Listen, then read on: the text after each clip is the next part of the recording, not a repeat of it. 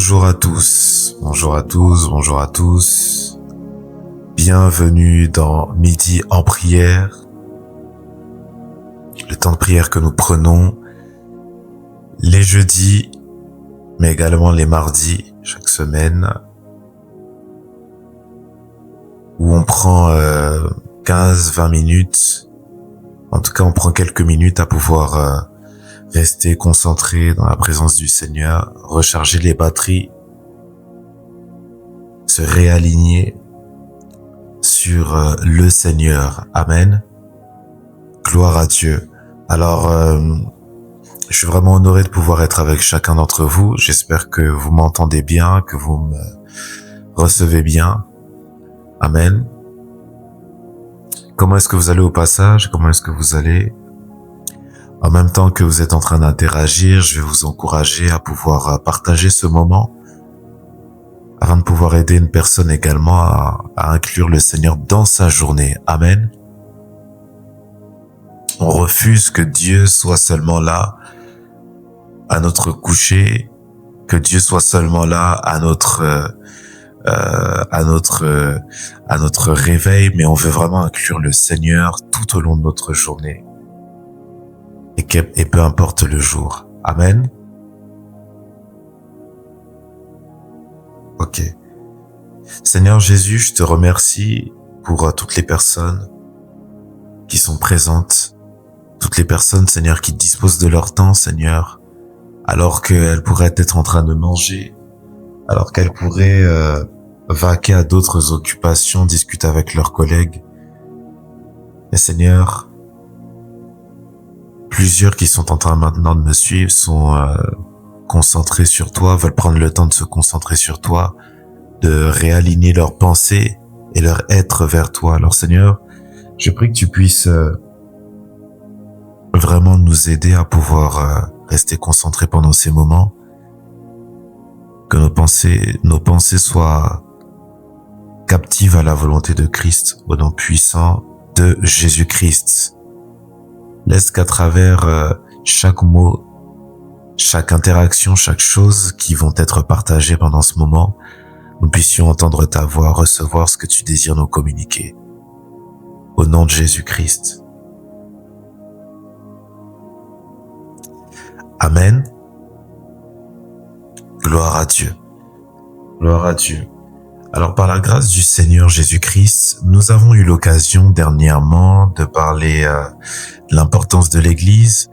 Et ce mardi 28, j'étais en train de parler également des relations, parce que le Saint-Esprit, l'Église, nous emmène à comprendre que nous sommes des êtres humains, et parce que nous sommes des êtres humains, nous devons partager un certain nombre de relations. Mais au-delà de pouvoir être des êtres humains, d'être l'Église entre nous, il faut savoir aussi également une chose, c'est que nous sommes les créatures de Dieu. Nous avons été créés, façonnés à l'image de Dieu. Et rien que le fait d'avoir été créés par Dieu est une occasion pour Dieu, est une occasion pour nous de devoir avoir une relation ensemble. Amen. Rien que le fait d'avoir été créé par Dieu est une occasion qui occasionne le fait d'avoir une relation.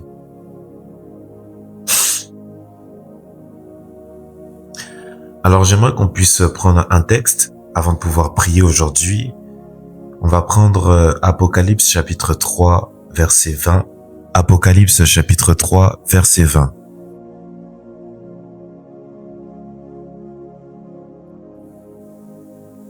Tout le monde y est, tout le monde y est. Apocalypse chapitre 3, verset 20. Let's go.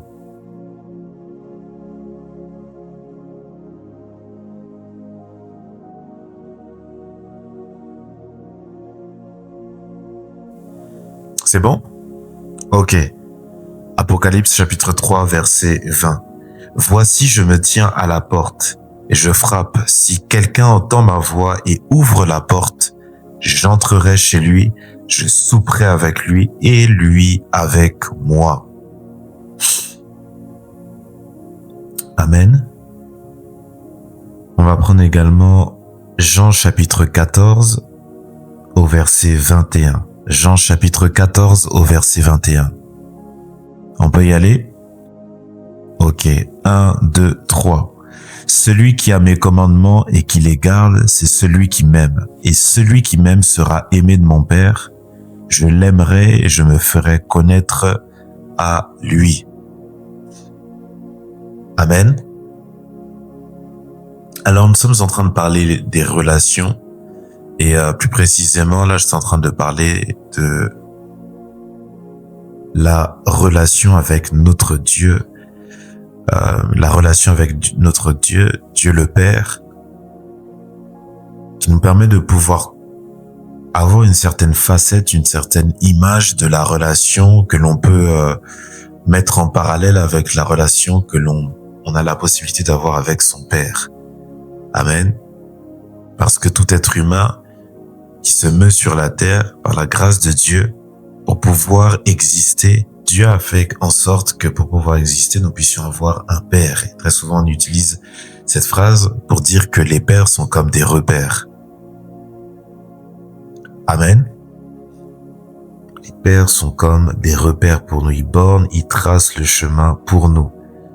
Alors voici une chose.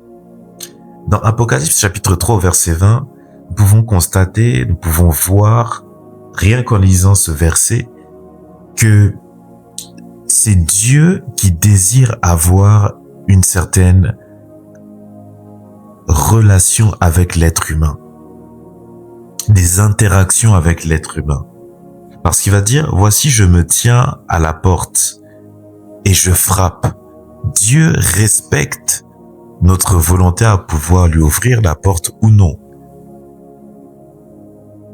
Et si quelqu'un entend la voix, ouvre la porte, il entrera chez lui et il soupera avec lui et inversement également. Amen. Donc Dieu respecte notre avis. Dieu nous a toujours donné ce libre arbitre et donc il respecte notre avis. Amen.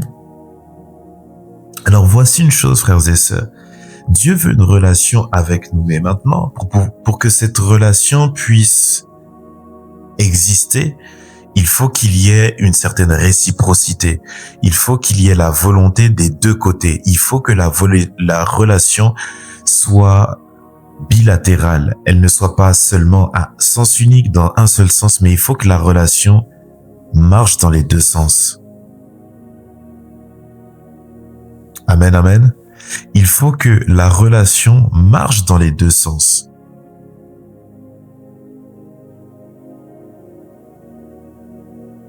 Dieu ne peut entrer que là où on le laisse entrer. Dieu ne peut entrer que là où on le laisse entrer.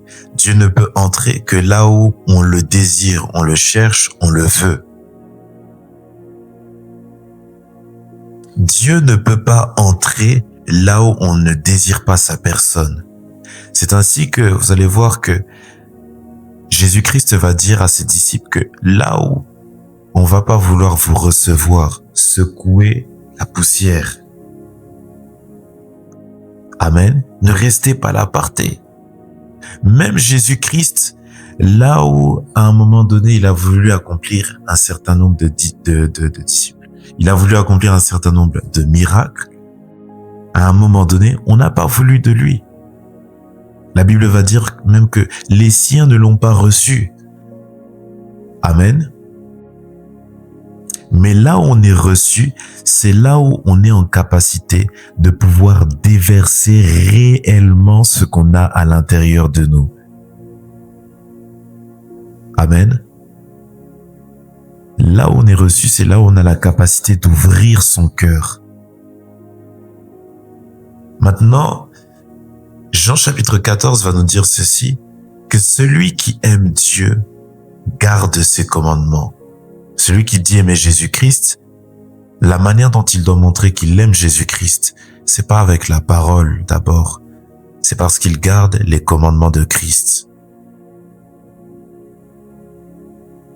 Amen. Quand on dit garder, ça veut pas dire qu'il les connaît par cœur. Quand on dit que la personne garde ses commandements, cela veut dire que la personne qui aime Jésus-Christ mûrit, travaille, fonctionne avec ces commandements-là. Cette personne est influencée, elle est dirigée par ces commandements.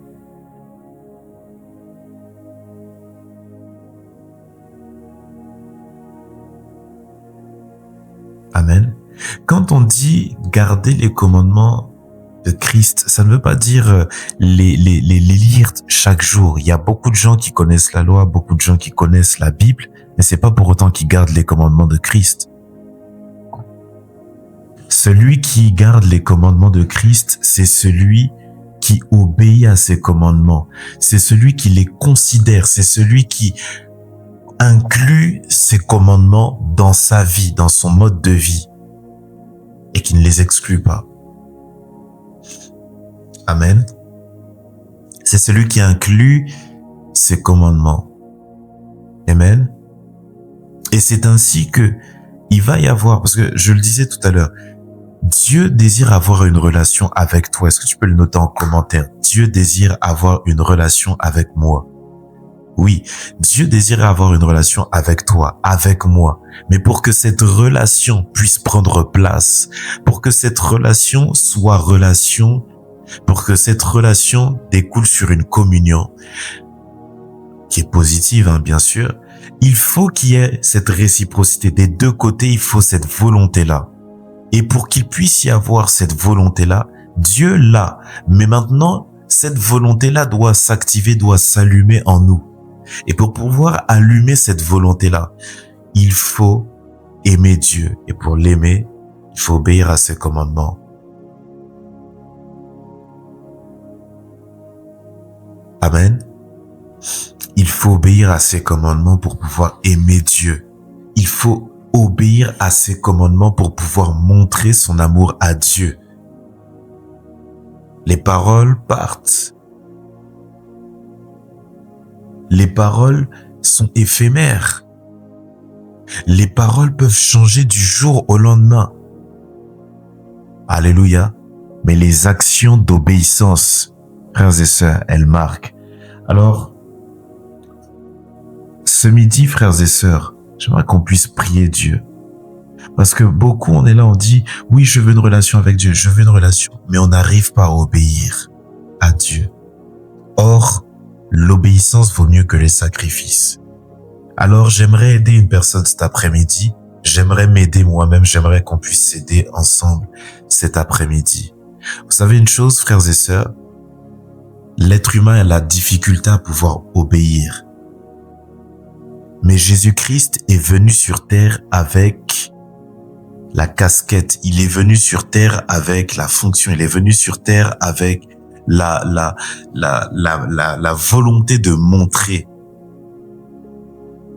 qu'il était fils de Dieu, qu'il était soumis à Dieu, qu'il était humble, qu'il dépendait du Père. Et j'aimerais qu'ensemble on puisse prier à Dieu, on puisse demander au Seigneur que les mêmes effets qui étaient en Jésus-Christ soient en nous pour avoir une relation avec Dieu le Père, avec le Seigneur.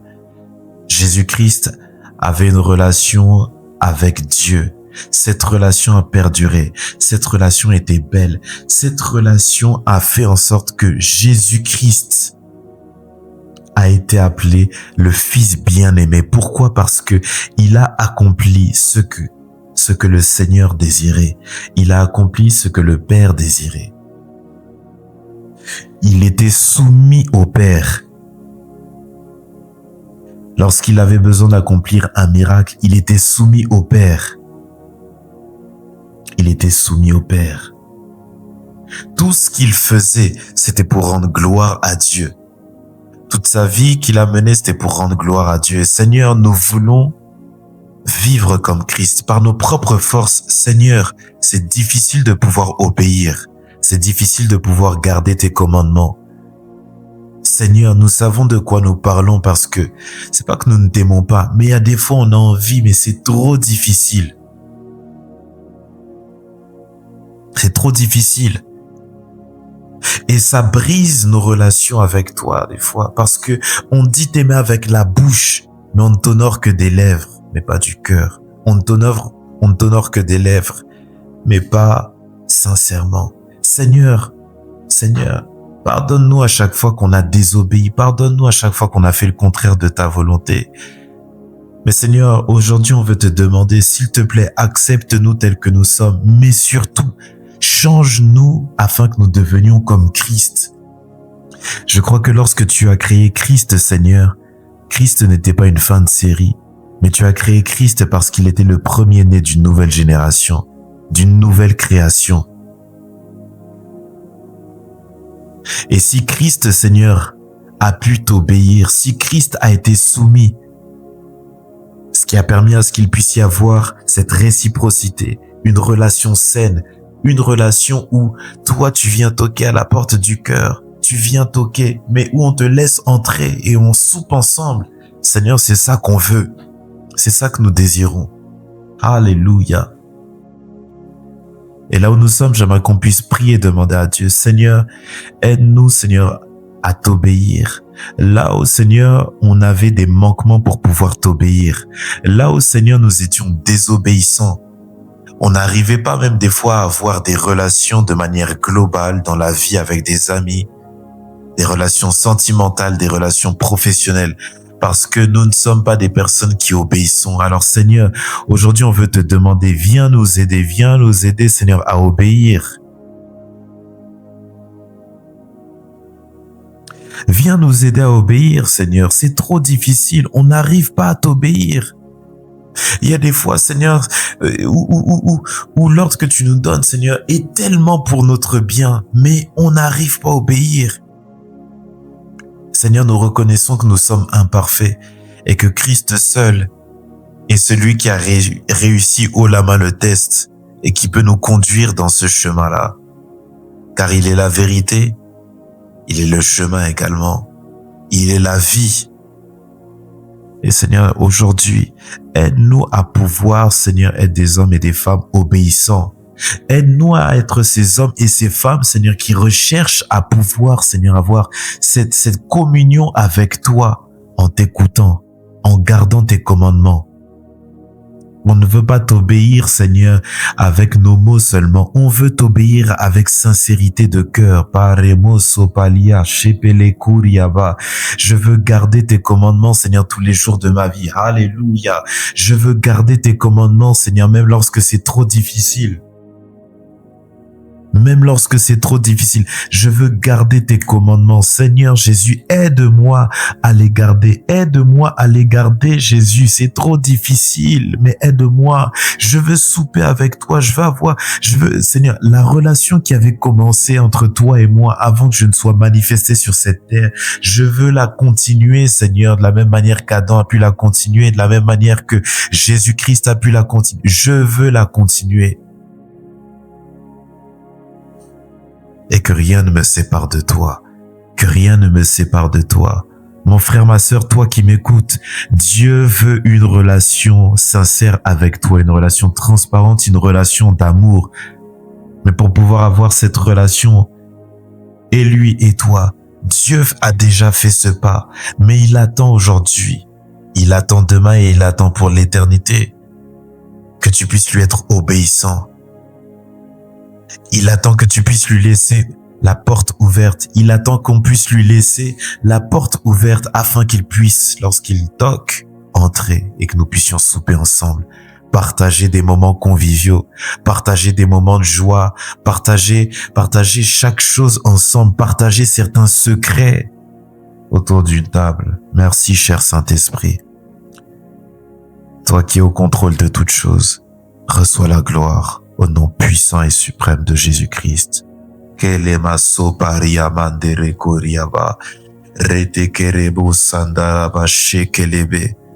esprit de manque d'obéissance, Seigneur Jésus, est brisé au nom de Jésus-Christ.